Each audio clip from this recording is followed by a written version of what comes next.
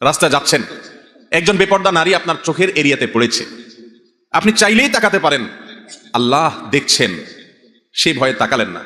SP সাহেবের মেয়ে যাচ্ছে, অশ্লীল পোশাকে যাচ্ছে, কোন ডিসি সাহেবের মেয়ে যাচ্ছে, অশ্লীল পোশাকে যাচ্ছে, এমপি সাহেবের মেয়ে যাচ্ছে, অশ্লীল পোশাকে যাচ্ছে, বা কোনো যে কারো ক্ষমতাবান মানুষের মেয়ে যাচ্ছে, তার স্ত্রী যাচ্ছে, অশ্লীল পোশাকে যাচ্ছে, আপনি ওই মেয়ের দিকে তাকিয়ে বাজে দৃষ্টি দেওয়ার সাহস করবেন না যদি ওই সাহেব আপনার আশেপাশেই থাকে। ঠিক না ঠিক? ভয় হবে যদি এসে একটা চড় থাপ্পড় দিয়ে দেয় বেয়াদব, ভয়েও আপনি কিন্তু ভদ্র হয়ে যাবেন। ঠিক না ঠিক? তো আপনি যখন অন্য মেয়ের দিকে তাকাচ্ছেন, এসপি সাহেব, ডিসি সাহেব, এমপি সাহেবের দেখতে ভুল হতে পারে, কিন্তু আমার মালিকের দেখায় কোনো ভুল হতে, মালিক দেখছেন কি দেখেন না? ও ভাইরা আমার, এই একটা গুনাহ, এই একটা পাপ আজ এমন হয়ে গেছে, এটা থেকে আমরা কেউ বাঁচতে পারছি না, কেউ না। নামাজি বেনামাজি, হুজুর আর গায়রে হুজুর, কোনো মানুষ বাঁচতে পারে না এমন একটা অবস্থা।